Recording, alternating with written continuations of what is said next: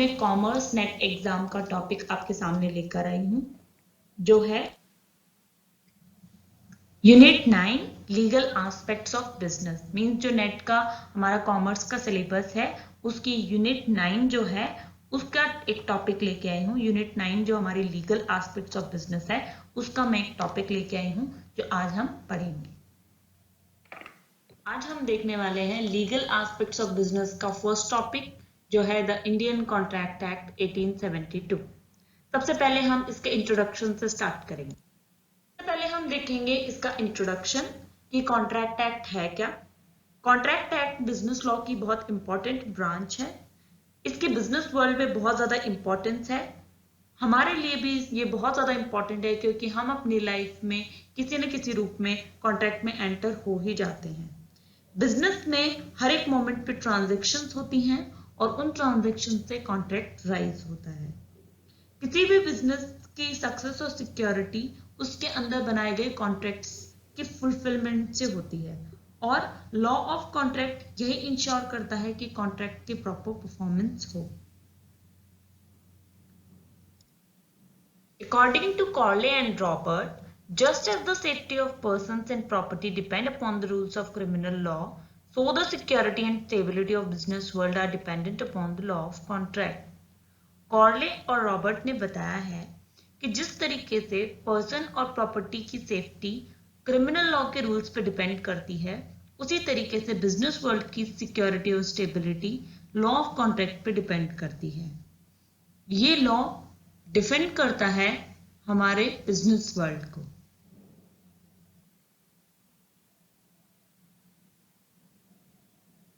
The law of contract in India. India में ये act 1 सितंबर 1872 को इन्फोर्स हुआ। ये जो एक्ट है इससे पहले कोई भी स्पेसिफिक एक्ट नहीं था जो हमारी पूरी कंट्री के ऊपर एप्लीकेबल हो। इसके एब्सेंस में हमारी कोर्ट्स 3 प्रिंसिपल्स पर डिसीजन लेती थी: natural justice, equity and good conscience.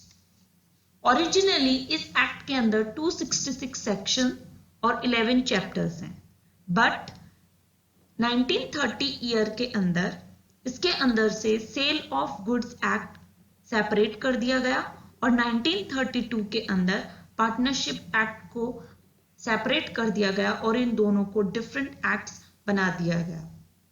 इस एक्ट के अंदर अब ओरिजिनली जो प्रोविजंस हैं वो कौन से हैं? इसके अंदर जो प्रोविजंस कंटेन्ड हैं उसके अंदर आता है general principle of law of contract and quasi contract. Means law of contract और क्वासी कॉन्ट्रैक्ट के principles. Special kind of contract आते हैं indemnity and guarantee, bailment and plays and agency. Features और नेचर ऑफ द एक्ट। इस act के कुछ characteristics इसमें हम देखेंगे, कुछ फीचर्स हम इसमें देखेंगे। First is enforcement of the act. ये एक्ट 1 सितंबर 1872 को इन्फोर्स हुआ। Second, extent of the act. ये एक्ट पूरे कंट्री के अंदर एक्सटेंडेड है except Jammu and Kashmir. Third, applicability of the act. ये एक्ट इंडिया में किए गए कॉन्ट्रैक्ट्स के ऊपर अप्लाइड है। Next, the act is not complete and exhaustive. ये एक्ट कंप्लीट नहीं है, दैट मीन्स इसके अंदर कुछ सर्टेन कॉन्ट्रैक्ट्स ही आते हैं।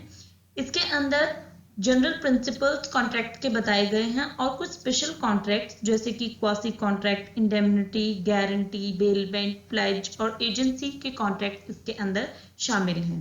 इसके अंदर सारे टाइप के जो कॉन्ट्रैक्ट्स हैं वो शामिल नहीं है, जैसे कि इसके अंदर सेल ऑफ गुड्स शामिल नहीं है, partnership, negotiable instrument, transfer of property, insurance, इनके लिए सेपरेट एक्ट्स फ्रेम्ड हैं। Next is it lays down the principles, not the rights and duties of the parties. इस कॉन्ट्रैक्ट एक्ट के सेक्शन 1 से लेकर 75 के अंदर कुछ जनरल प्रिंसिपल्स बताए गए हैं कॉन्ट्रैक्ट को बनाने के, उसको डिस्चार्ज करने के, बट इसके अंदर पार्टीज के राइट्स और ड्यूटीज को सर्टेन नहीं किया गया है।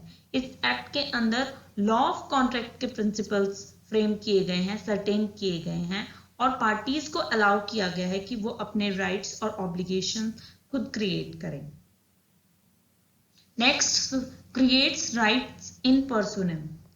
दो तरीके के राइट्स होते हैं किसी भी पर्सन के पास, right in personam and right in rem. Right in personam का मतलब होता है कि किसी एक पर्टिकुलर पर्सन या पर्सन्स के बिहाफ पे या अगेंस्ट राइट होना, और दूसरा राइट इन रेम का मतलब होता है कि किसी एक पर्सन का पूरे होल वर्ल्ड के अगेंस्ट राइट होना। तो इसके अंदर जो द कॉन्ट्रैक्ट एक्ट है इसके अंदर राइट इन पर्सोनम होता है, मीन्स किन्हीं पर्टिकुलर पर्सन और पर्सन के against right. Scope of law of contract. The contract act के स्कोप को सर जॉन सेल्मन ने एक्सप्लेन किया है। The law of contract is not the whole law of agreements, nor it is the whole law of obligation. It is the law of those agreements which create obligations and of those obligations which have their source of agreement. That means law of contract whole law agreements का नहीं है, ना ही obligations का है। ये law उन agreements का है जो obligations create करती हैं, दायित्व उत्पन्न करती हैं, और उन obligations का है जिनका source agreement से arise होता है। Important aspects of the scope. Sir John salmon ने जो स्कोप एक्सप्लेन किया है कॉन्ट्रैक्ट एक्ट का, उससे हमारे सामने दो इंपॉर्टेंट एस्पेक्ट्स आए हैं। वो कौन से दो एस्पेक्ट्स हैं? The law of contract is not the whole law of agreement and it is not the whole law of obligation. That means first जो एस्पेक्ट है वो हमें ये बताता है कि law of contract complete law of agreement नहीं है। That means law of contract सिर्फ उन्हीं एग्रीमेंट्स पे अप्लाई होगा जो पार्टीज के बीच में लीगल ऑब्लिगेशंस अराइज करती हों। लॉ ऑफ कॉन्ट्रैक्ट उन पे अप्लाई नहीं होगा ऐसे एग्रीमेंट्स पे जिनके अंदर कोई लीगल ऑब्लिगेशन अराइज ना होता हो पार्टीज के बीच में, जैसे कि सोशल, डोमेस्टिक, पॉलिटिकल एग्रीमेंट जो होते हैं। इसका साफ साफ मतलब ये है कि कॉन्ट्रैक्ट एक्ट सिर्फ उन्हीं एग्रीमेंट्स पे अप्लाई होगा जो लीगल ऑब्लिगेशन क्रिएट करने के इंटेंशन से बनाए गए हों। Second is it is not the whole law of obligation.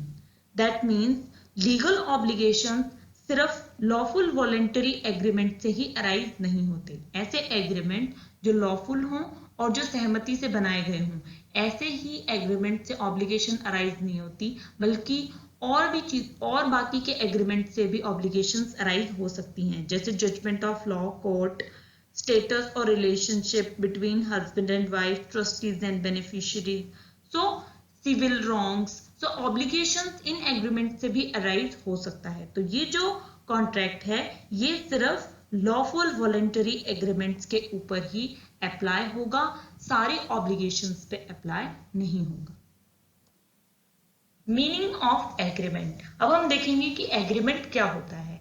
Agreement जब एक पर्सन दूसरे पर्सन को प्रपोज करता है और दूसरा पर्सन उसे एक्सेप्ट कर लेता है तो उसे हम एग्रीमेंट कहते हैं। Agreement is equal to proposal plus acceptance. Definition of agreement. According to section 2E, every promise and every set of promises forming consideration for each other is an agreement. Contract act के section 2E के according हर एक promise या set of promise जो consideration को form करते हैं एक दूसरे के लिए, जो दो पर्सन या more than two parties involve होती हैं, उनके अंदर प्रॉमिसेस होते हैं या सेट ऑफ प्रॉमिसेस होते हैं और एक दूसरे के लिए कंसिडरेशन देते हैं, उसी को हम एग्रीमेंट कहते हैं।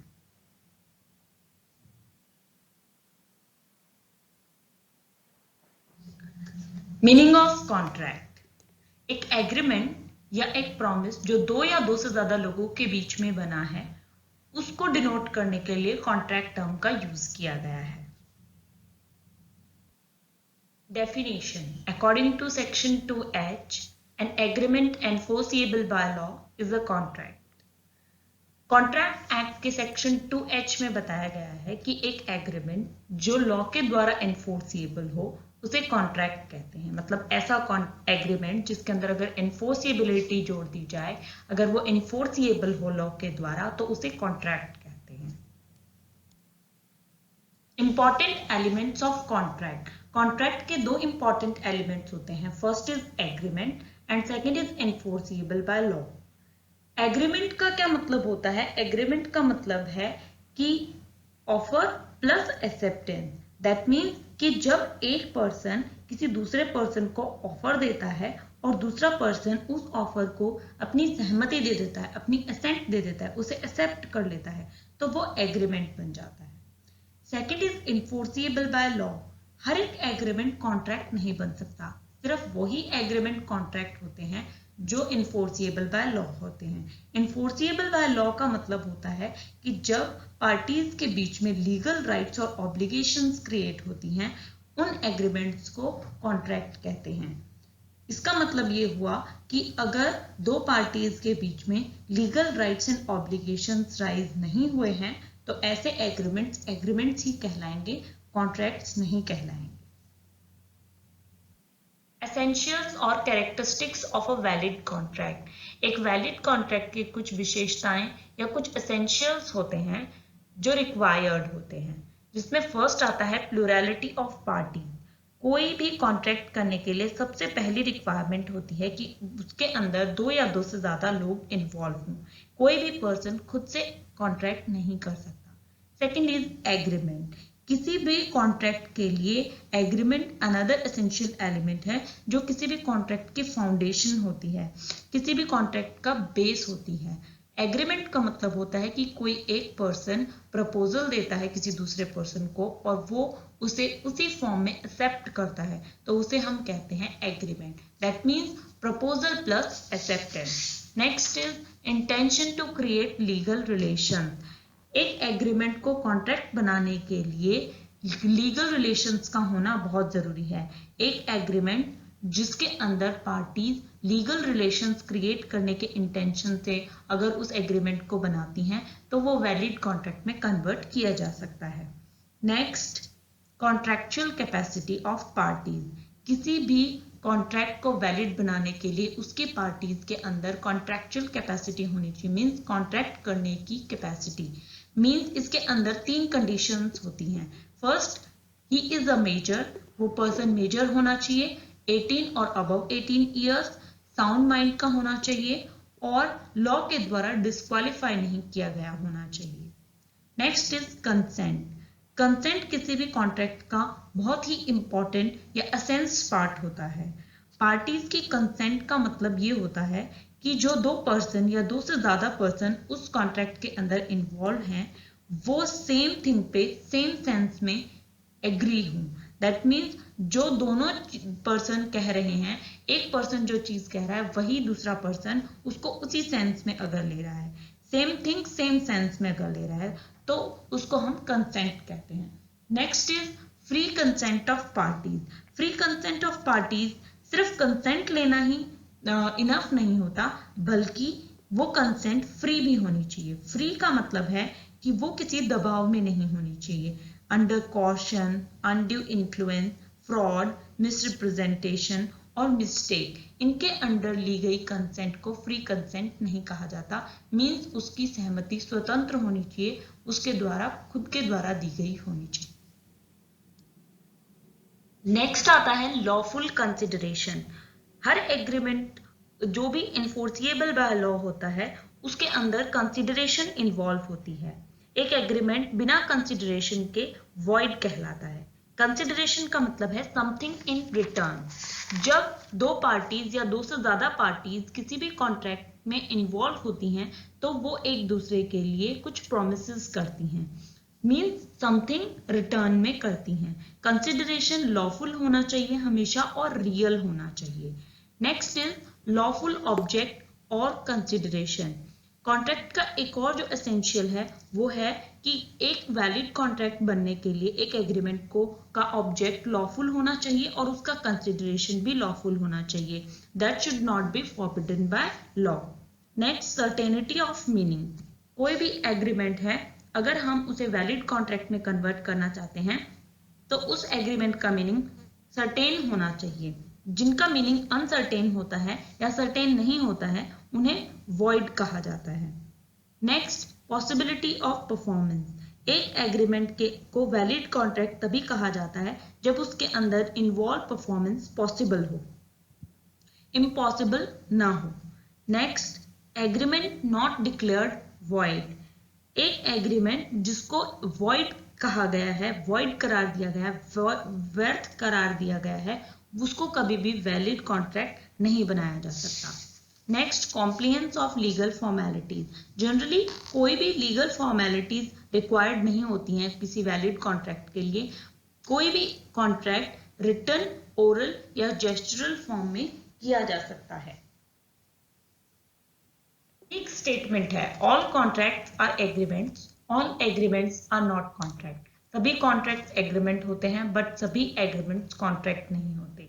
इससे ये दो स्टेटमेंट से मिलकर ये एक स्टेटमेंट बनाया गया है कि all contracts are agreement and second is all agreements are not contract. That means agreement is a wider term. सभी कॉन्ट्रैक्ट एग्रीमेंट में इन्वॉल्व होते हैं बट सभी एग्रीमेंट कॉन्ट्रैक्ट नहीं होते। तो पहला जो इसका स्टेटमेंट है, ऑल कॉन्ट्रैक्ट्स आर एग्रीमेंट, वो हम डिस्कस करते हैं। फर्स्ट स्टेटमेंट है, ऑल कॉन्ट्रैक्ट्स आर एग्रीमेंट। सभी कॉन्ट्रैक्ट्स एग्रीमेंट से मिलकर ही बने होते हैं। एग्रीमेंट प्लस उसकी इन्फोर्सिएबिलिटी। कोई भी एग्रीमेंट जिसके अंदर हम एसेंशियल एलिमेंट जो हमने पढ़े सेक्शन 10 के अकॉर्डिंग, वो एसेंशियल एलिमेंट्स जब तक अगर किसी एग्रीमेंट में नहीं होते तब तक उसको हम एक कॉन्ट्रैक्ट में कन्वर्ट नहीं कर सकते। एक एग्रीमेंट जिसके अंदर इन्फोर्सिबिलिटी एडिड नहीं होती तब तक वो कॉन्ट्रैक्ट नहीं बनता, वो सिर्फ एक एग्रीमेंट ही रह जाता है। इस स्टेटमेंट को और ज्यादा अच्छे से समझने के लिए हम देखेंगे difference between contract and agreement, कि एग्रीमेंट और कॉन्ट्रैक्ट के बीच में क्या डिफरेंस है। इसके कुछ बेसिस लिए हैं हमने, 5 बेसिस लिए हैं और उन बेसिस पे हमने इन दोनों के डिफरेंसेस को देखा है। First base is creation. Agreement का क्रिएशन ऑफर की एक्सेप्टेंस से होता है। अगर ऑफर को एक्सेप्ट कर लिया गया तो एग्रीमेंट बन जाता है। और कॉन्ट्रैक्ट का क्रिएशन एग्रीमेंट और उसकी इन्फोर्सिबिलिटी के साथ होता है। और एक एग्रीमेंट कब इन्फोर्सिबल बाय लॉ होता है, जब उसके अंदर एसेंशियल एलिमेंट्स जो रिक्वायर्ड होते हैं वो फुलफिल कर रही होते हैं अगर वो एग्रीमेंट, तो वो हो जाता है हमारा वैलिड कॉन्ट्रैक्ट में convert. Next is legal rights and obligation. Means जो एग्रीमेंट है वो लीगल राइट्स और ऑब्लिगेशंस क्रिएट नहीं करता। एग्रीमेंट हम दिन में बहुत सारे एग्रीमेंट्स आपस में कर लेते हैं जिसके अंदर हमारा इंटेंशन लीगल राइट्स क्रिएट करने का नहीं होता है, ना ही लीगल ऑब्लिगेशंस क्रिएट करने का होता है। कॉन्ट्रैक्ट जो है वो लीगल राइट्स और ऑब्लिगेशंस क्रिएट करता है पार्टीज के बीच में। Next, necessity. कोई भी एग्रीमेंट अगर हमें करना है तो उससे पहले हमें कॉन्ट्रैक्ट की रिक्वायरमेंट नहीं होती। मींस कॉन्ट्रैक्ट रिक्वायर्ड नहीं होता एग्रीमेंट बनाने के लिए, बट एक कॉन्ट्रैक्ट बनाने के लिए हमें एक वैलिड एग्रीमेंट की रिक्वायरमेंट होती है। Next is legally binding. Agreement जो होता है वो लीगली बाइंडिंग नहीं होता है। जो कॉन्ट्रैक्ट होता है वो लीगली बाइंडिंग होता है। मींस पार्टीज को लीगली बाइंड करता है। वो दोनों जो आपस में उन्होंने प्रोमिसेस किए होते हैं उसके लिए वो दोनों आपस में लॉफुली बंध जाते हैं, बाइंड हो जाते हैं। Next is concept. एग्रीमेंट का कॉन्सेप्ट वाइडर कॉन्सेप्ट है और एग्रीमेंट के अंदर कॉन्ट्रैक्ट इंक्लूडेड होते हैं। दैट मीन्स एग्रीमेंट बहुत बड़ा, इसका नैरो स्कोप नहीं है, इसका वाइड स्कोप है और कॉन्ट्रैक्ट का स्कोप नैरो स्कोप है। और ये सिर्फ एक एग्रीमेंट की हम कह सकते हैं एक प्रजाति है। मीन्स सर्टेन कुछ एग्रीमेंट जिसमें कुछ स्पेशल जो एसेंशियल्स रिक्वायर्ड होते हैं, वो स्पेशल एसेंशियल्स उसमें होते हैं, वही एग्रीमेंट्स कॉन्ट्रैक्ट कहलाते हैं।